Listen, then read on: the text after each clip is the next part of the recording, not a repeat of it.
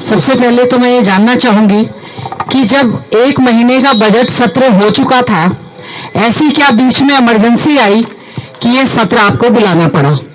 आज जो है हमने बीएससी की मीटिंग में जानने का प्रयास किया, बीएससी के मेंबर होने के नाते, और आदरणीय चौधरी भूपेंद्र सिंह हुड्डा जी एलओपी हैं, वो भी बीएससी के सदस्य हैं। हमने जानने का प्रयास किया कि ऐसी क्या आवश्यकता पड़ गई। अध्यक्ष जी से भी पूछा, मुख्यमंत्री जी से भी पूछा कि जब ये सत्र एक महीने का चल चुका था, ऐसी कोई इमरजेंसी नहीं थी कि आपको ये विशेष सत्र बुलाना पड़े, जबकि आचार संहिता लगी हुई है, कॉरपोरेशन के, नगर निकाय के इस समय चुनाव चल रहे हैं। क्या कारण है कि आपने इसको बुलाया? और इसमें यह कहा गया है, जो बीएससी की रिपोर्ट हमें दी गई है, कि इसमें 2 बिल इंट्रोड्यूस कर रहे हैं, ग्रुप सी और डी को हम प्रमोशन देना चाहते हैं, और साथ ही साथ में कहा कि कोई कोर्ट्स को लेके जो है एक अमेंडमेंट लेकर आना चाहते हैं। जब हमें उसकी बिल की कॉपी नहीं अवेलेबल कराई गई तो हम उस पर चर्चा क्या करेंगे? और स्पेशल सत्र का क्या औचित्य है? अगर कुछ लाना था तो ऑडियंस ले आते आप।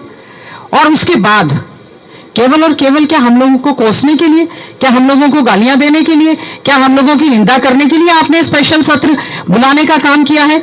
आप उपाध्यक्ष महोदय, आप कस्टोडियन ऑफ द हाउस है, ना कि आप कस्टोडियन ऑफ द बीजेपी है। हमने जब मुख्यमंत्री जी से जानने का प्रयास किया कि मुख्यमंत्री जी आप क्या सरकारी संकल्प लेकर आ रहे हैं, जो आपने एजेंडा हमें भेजा है उसमें तो इसका सरकारी संकल्प का कोई विषय लिखा नहीं है, हम जानना चाहते हैं उसमें क्या है। हमने ये भी कहा कि अगर महिलाओं की लड़ाई की, महिलाओं की हकों की 2023 को लागू करने के लिए अगर आप ये सरकारी संकल्प लेकर आते हैं तो हम इसका स्वागत करेंगे और हम जो है वो सत्र को अटेंड भी करने का काम करेंगे। लेकिन नहीं, केवल अपनी डफली और अपना राग करने के लिए ये जो है विशेष सत्र बुलाया गया। मैं धन्यवाद करना चाहती हूँ कि आपने एक आज मौका दिया है। इसमें उपाध्यक्ष महोदय, आप भी एक महिला हैं, आप समझ सकती हैं, अगर महिलाओं को 33% आरक्षण देने की नियत होती तो दे चुके होते। हमारा 2023 में यूनानिमसली पार्लियामेंट में यह बिल पास हो गया था, केवल 2 लोगों ने इसमें वोटिंग नहीं की। हमारा जो है सर्वसम्मति से यह बिल पास हो चुका था और राष्ट्रपति महोदय से उसकी असेंट मिल चुकी थी, उसकी मंजूरी भी मिल चुकी थी।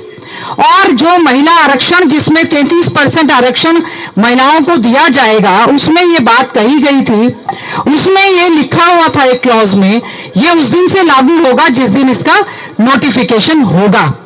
क्या कारण है कि भारतीय जनता पार्टी की सरकार महिलाओं को आरक्षण नहीं देना चाहती थी?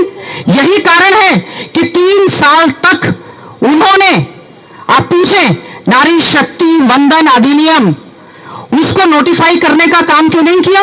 उनकी मंशा में खोट था, महिलाओं को कतई भी आरक्षण नहीं देना चाहते थे, जबकि समस्त विपक्ष ने यूनानिमसली सर्वसम्मति से उसको पास करने का काम किया था। और जब 5 राज्यों के जिस समय चुनाव चल रहे थे, ऐसे में आचार संहिता की धज्जियां उड़ाते हुए, आचार संहिता की धज्जियां उड़ाते हुए आपने